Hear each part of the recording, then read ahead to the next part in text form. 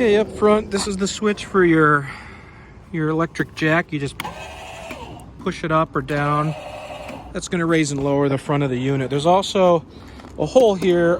There's a hand crank. You can use a hand crank if there's no power or the jack's not working. You can crank that manually. So these are your two tanks. This you could just lift off. And under here, this is the propane regulator that's in the center. You see a little arrow there. This lever you can flip left or right, and that's where you select which tank you're going to use when you're inside the unit.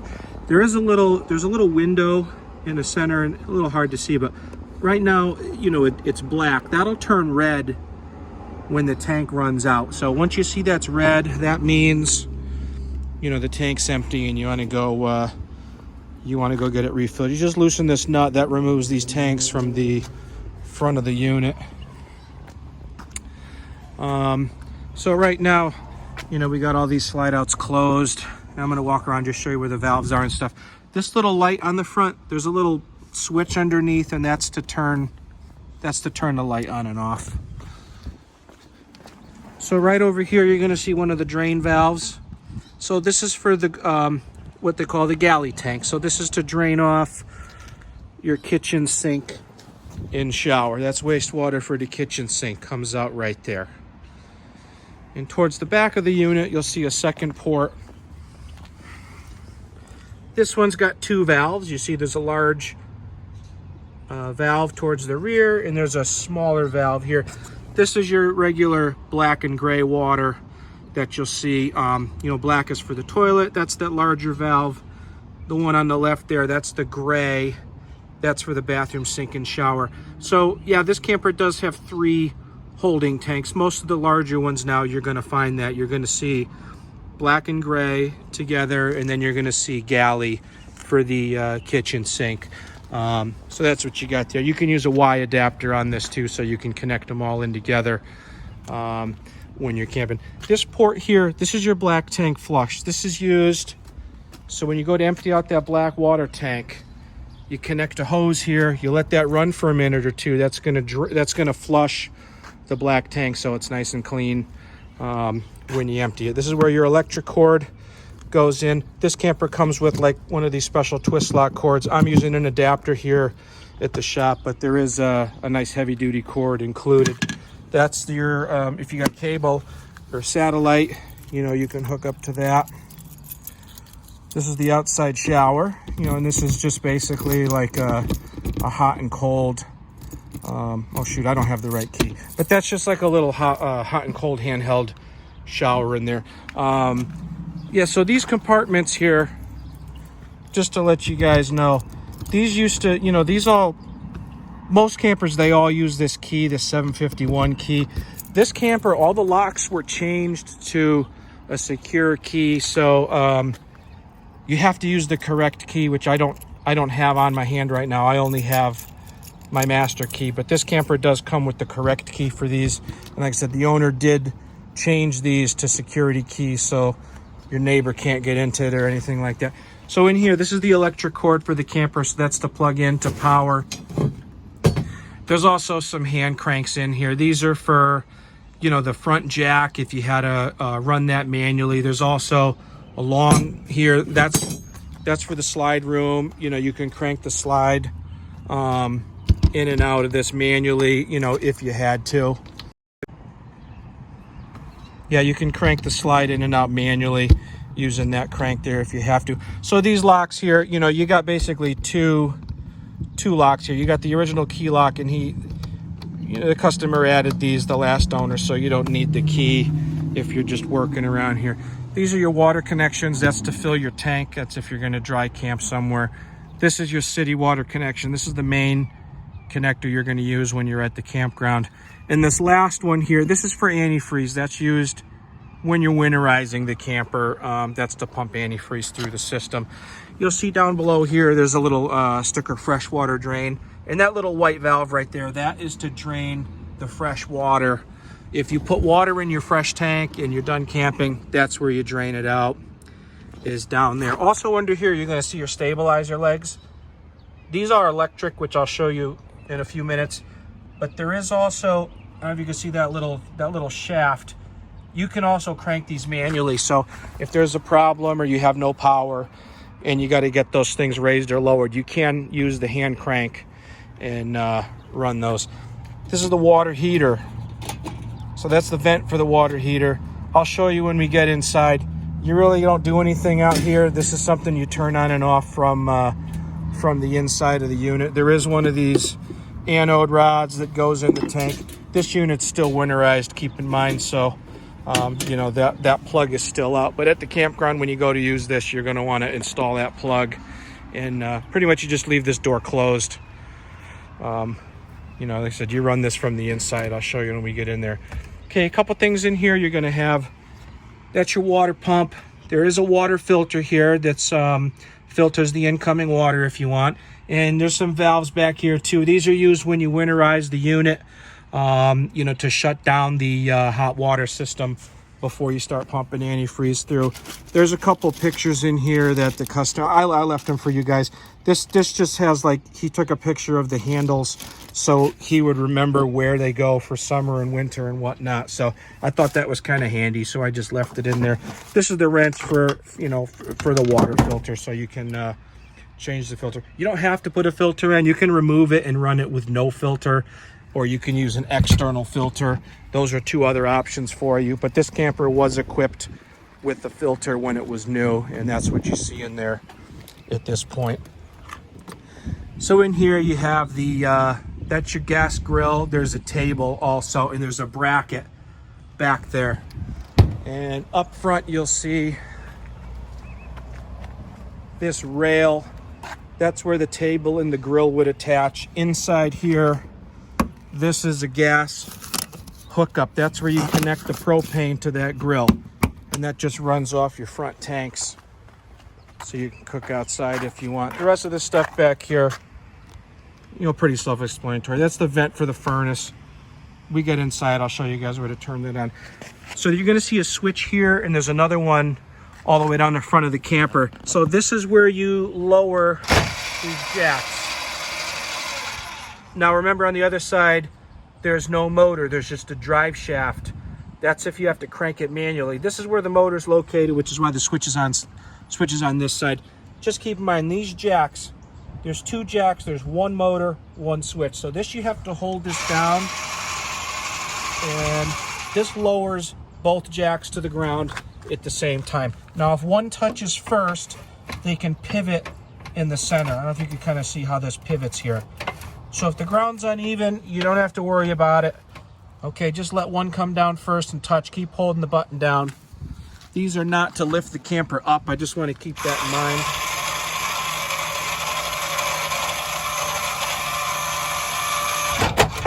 So once they get to the end, you'll hear them click like that, and that's pretty much when you let go of the button. If you try to use those to lift the camper up, you're going to possibly damage them. So just be careful. Those go down to the ground. You're only going to be able to lift up maybe an inch or two, and then you're going to want to stop. And again, those are just to stabilize the unit. Just kind of remember that. This is an outside outlet here. You can plug stuff in on the outside. This is the vent for the fridge. I'm going to show you inside how to turn this on and off. This little black tube, this is a drain hose for the condensation. If you got a humid day, you may see water drip out of there, and that's normal. There is a hole down here, which is, that's the drive shaft for your slide out, okay? So you can take the hand crank, again, you can crank that thing manually if you lose power or you need to get that closed. If the electric's not working, that's where you crank it as a backup system. Up here you got a couple lights, speakers, and this is the vent for the stove. This is closed right now. Before you go cook, you're going to want to open that flap like that, okay? But when you're storing the camper, you're going to want to snap it shut.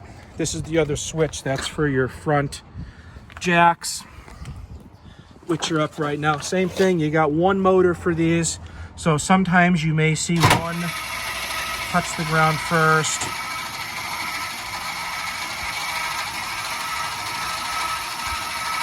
I'll bring these all the way down so you can kind of see how they work.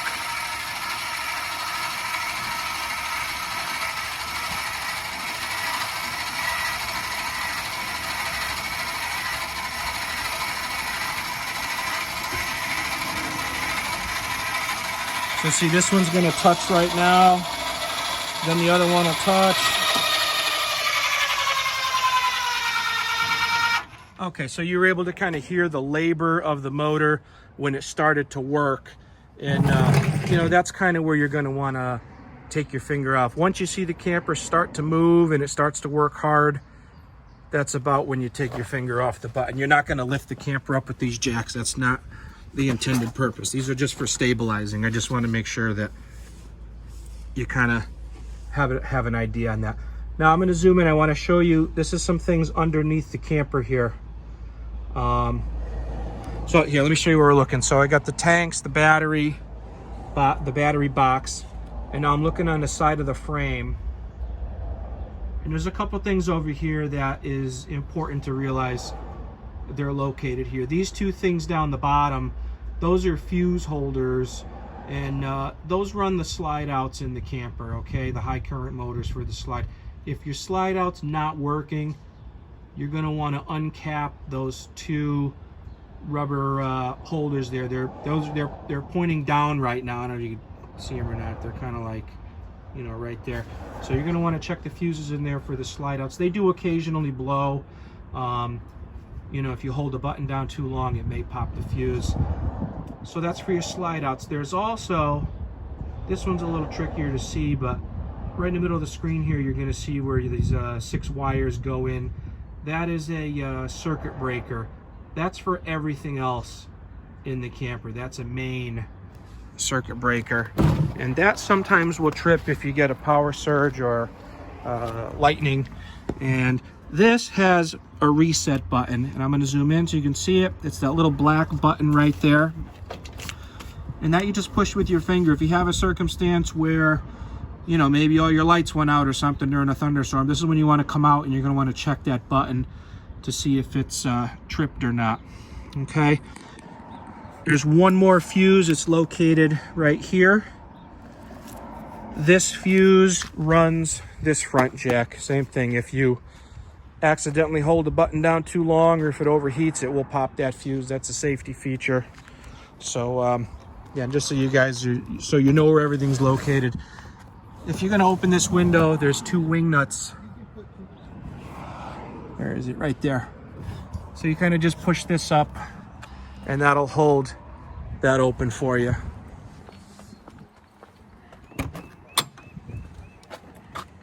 Okay. We're going to open the slide outs in the awning next. So this is the main control panel. You're gonna see you got slide out 1, 2 awning. That opens and closes the slides in the awning. Over here, you've got some switches on the bottom: interior light, porch light, water heater, and water pump. All right, so that interior light, that turns on and off this light over the sink, which also has a switch. So you gotta make sure that switch is on. Then, if you hit this, that light will go on up. This is great when you're coming in, you know, if it's dark and you can't see anything, you just turn that switch on and, you know, be able to see what you're doing. The porch light, that's the yellow light that's, where is it? Right there. That's the yellow light that's on the outside here. Now, tank heater, this doesn't have. That's part of the winter cold weather pack to heat the holding tanks. It's not on this unit, but there is a blank there for it. Water heater, that makes hot water. So you turn that on, that gives you hot water using propane gas, okay? So that'll work anywhere. You just turn that on, you let it run. That'll heat up using propane. There is also, if you come down here in your panel, so this has all, like, you know, your fuses and circuit breakers and stuff.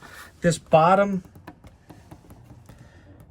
I don't know if you can read the label or not, but it's the last circuit breaker. It says water heater. And if you turn that on, that'll turn on the electric hot water. So this water heater, you can use it 2 ways. You can either turn this on for propane mode, or you can turn the breaker on for electric mode. So at the campground, you may choose to use electric hot water so that you're not burning through gas as much. That's up to you. You can do it either way you want. Water pump, And remember, this is in the back of the unit. I could kind of hear, I'm sure the camera won't pick it up right now, but that's your pressure pump. That's usually if you're dry camping. You really don't have to mess with that. You know, when you're at a campground with water, you don't use the pump. The pump's only if you're dry camping somewhere. So these little, well, we'll do the thermostat in a second. These buttons here, this is to check how much water is in your tank. So, you know, you got gray 1, gray 2, black, and fresh. Well, fresh water, you know, that's your fresh water tank. That's, again, if you're dry camping and you put water in your fresh tank, that's where you're going to find that. Black water is, you know, a toilet. You know, gray 2 and gray 1, those are your wastewater tanks for the kitchen sink and the bathroom sink and shower. So remember, black is toilet. Gray 1 is your bathroom sink and shower. Gray 2 is your kitchen sink, okay? That's your thermostat. This is real simple. You set your temperature, and then down here you pick cool or heat, and the thing comes on. I'll turn on the air conditioner here just to kind of show you how that works. So I just put it all the way down here to make it come on. It's not very hot today, so. But this blows out. You can, on real hot days, okay, you open that. And that sends all the air out right in the living room here to cool this off. Normally you're gonna leave these shut. And now you're gonna get airflow through these circle ducts. There's dual row. So all the way to the back of the camper, you got these ducts. That'll cool this thing off really nice for you. If you want the heat, you know, you slide it over to heat. Crank this up. And that'll start your furnace for you. Now your furnace, so that blows through these floor vents over here. It's kind of hard to hear in the front of the camper because it's actually located back here. So this is your exhaust, and if you put your hand here, I mean, it's hot now. It's heating up already. It's located back there. I don't know how well you can see it, but it's cranking.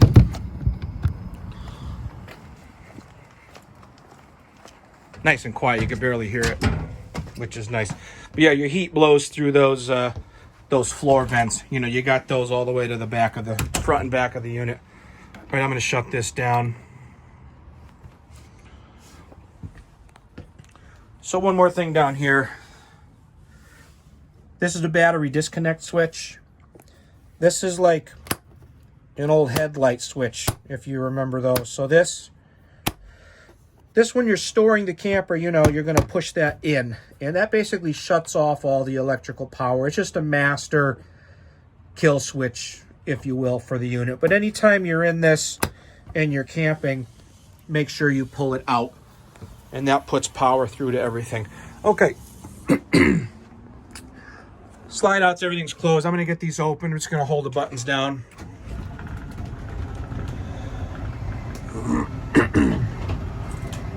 All right, so this you kind of just wait. It takes about, 20 seconds to go out. I heard the back one stop already. The back one's not as big. It doesn't travel as far, so that'll open first. Now, once this is out all the way,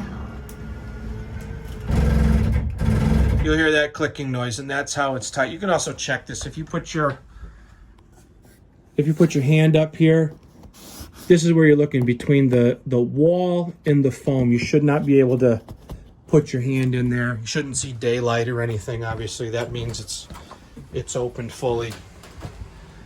Back here, the same thing. Wardrobe went out, tight against the wall, no daylight, so you're pretty much good there. I'm gonna open the awning. Might rain here pretty soon, so we'll get this part over with. So here, you're just basically gonna hold this thing down. You'll hear the motor. Sometimes I just want to show you this arm. Sometimes these arms hang up, especially if it's been closed for a while. This is spring loaded, but as you open it, you might hear a clunk like that. That's normal. It didn't do it that time, but I know from experience sometimes these things make noise. So what you're gonna do as you open this, at the very end you're gonna see the silver, the tube, there's a little label right there. You're gonna wanna retract this slightly, just like that, so that label's facing up. Also, you can see now this arm has a little bend in it. So that's out all the way.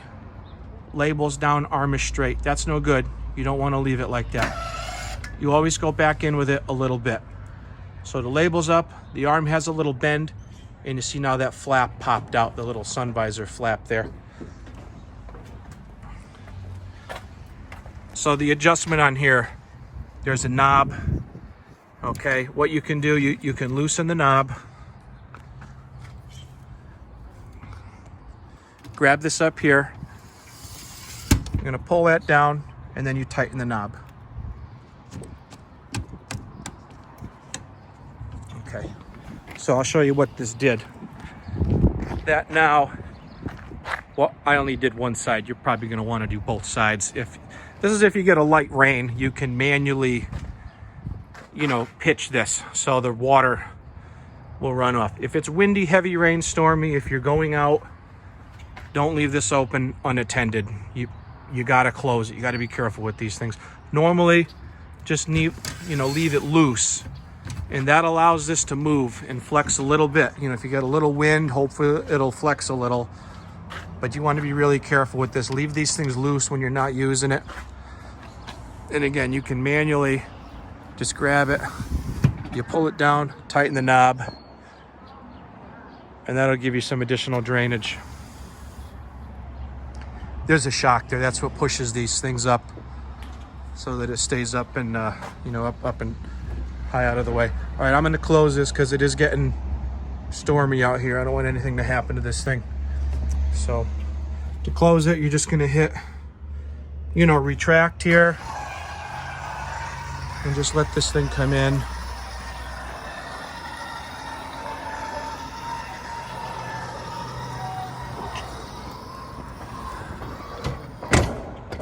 Okay, it's in tight. Sometimes you'll hear that click noise again. If you hear that noise, that's normal. These things, they make noise sometimes when they go in and out. Okay, up here, this bag, this is all the original paperwork, instruction manuals, and stuff like that. Okay, there's nothing in there. Okay, yeah, so all the manuals and everything are up there.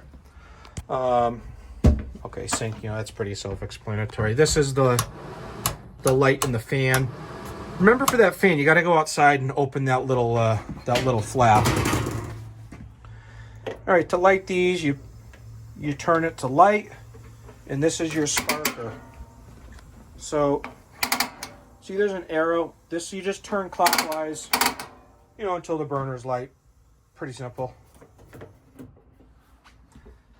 The oven, you turn to pilot, and then you're going to push the knob in. And sometimes you got to line up that arrow. It only goes in one spot.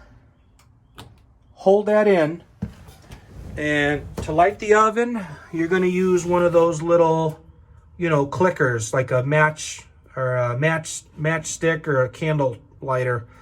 And you got to go into the back of the stove there. There's a little tube. So you hold this down, light the pilot, keep holding this for 20 seconds before you set your temperature. If you do it too quick, the pilot goes out. You just got to start over. So hold it for 20 seconds, then set your temperature. Then you see the big burner will kick on. When you're done cooking, all the way to off, okay? Don't leave it running, again, unattended. When you go to close this up, what you have to do, you have to pull this upward. There's a little tab right there. So just pull it up before you bring it down. You can remove this too. If you don't like this cover, you can you can get rid of that thing. It pops right off if you don't want it. Up here, that's the fridge buttons. Very simple, on, off. Click it to on, the light's gonna come on, and now you have a light in the fridge. When you turn it off, light goes off, no lights up here. Auto means this is going to try to run on electric first. It'll always try electric first. If there's no electric, it goes to gas automatically. Very simple, okay? Shut that off. All right, back here. So in here, you got a couple things. One, I want to point out, there is a 12-volt plug in here. When I charge a cell phone or something like that, you can do that. There's also extra ports. This port here is for a satellite system if you ever connect into one of those. There's also some additional ports over here for plugging in, well, let's just say game, satellite. Again, this is all optional stuff. You know, that's not here, but you can add it in if you want. I do want to show you the TV, the basic function there. This little switch, so this turns on and off the antenna. If you go somewhere with cable, the switch you turn off. If you want to use the antenna, then the switch you turn on, okay? And now that's your TV remote. I'm gonna turn the TV on. So this TV, well, any of these TVs now, you have to do an auto scan on here in order to get this thing to work. So you're going to see there's a menu button, and I'm going to take you in here. So you hit menu. You go over to where it says, you can see with the glare, channel.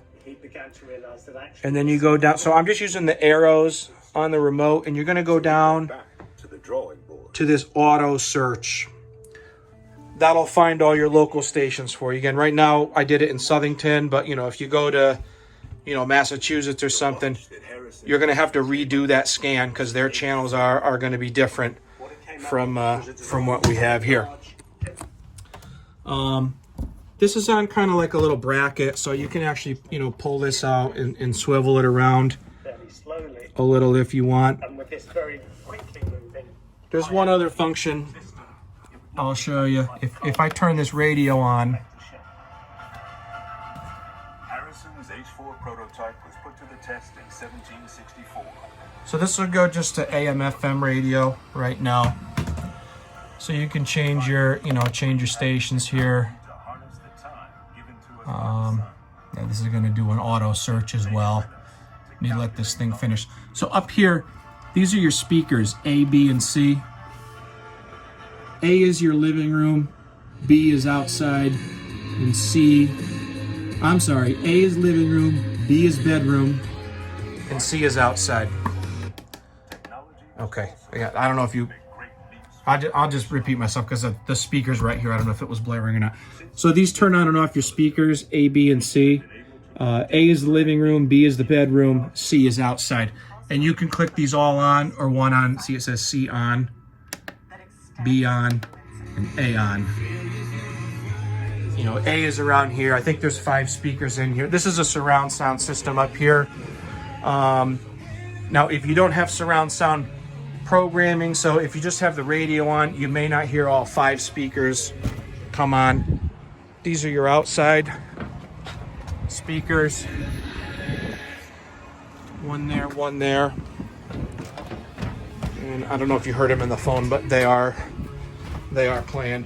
And in the bedroom, there's 2 under there. One there. They're both playing.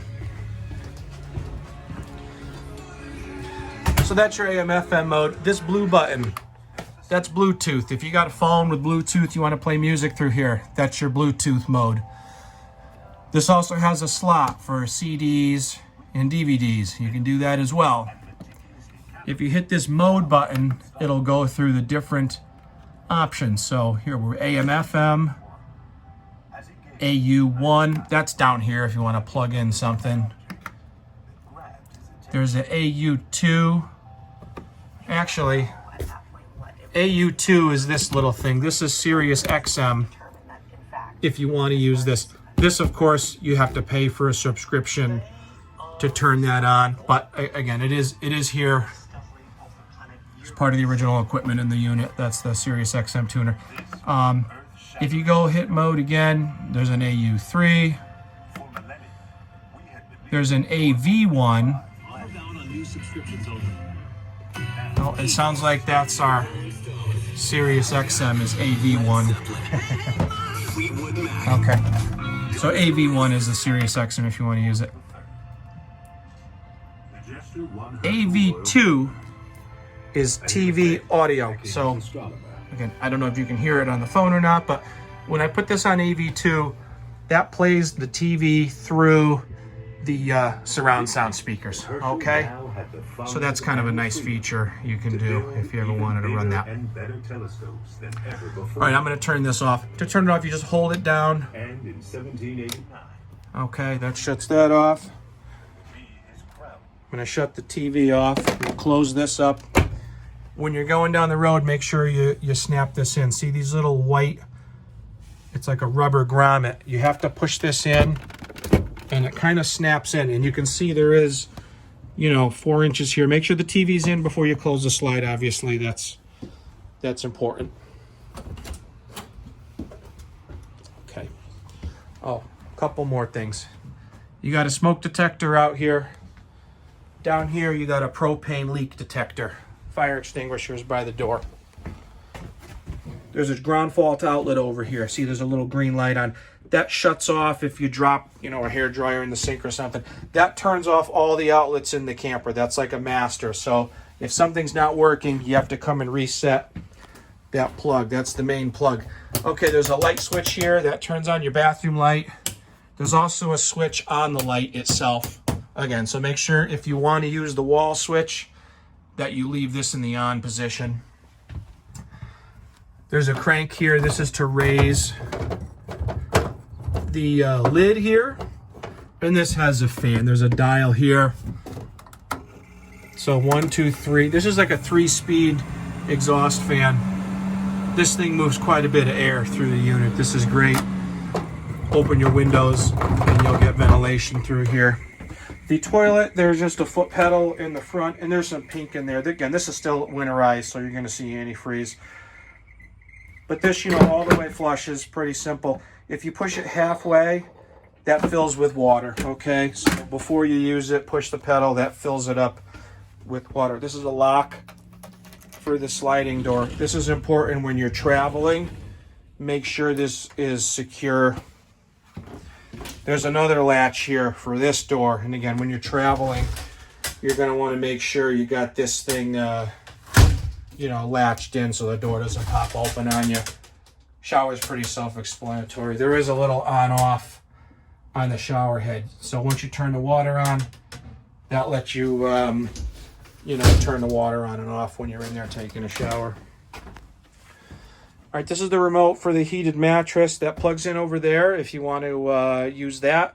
This heats up kind of like a heated seat in a car. There's plugs over here as if you wanted to install a TV back here in the bedroom. You can plug that in. There's light switches on the lights here. You can turn these on and off. There's little reading lights here. There's a button right on the front of these, to turn those on and off. There's another vent back here. You can crank this open if you like. That's the air return for the furnace down there. So that's where the inlet is.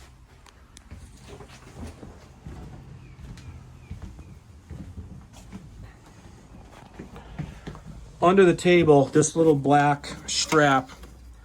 This is used when you're driving. What you do, you wrap this strap around all the chairs and it snaps. And this kind of holds all the chairs in place when you're going down the road to help secure everything.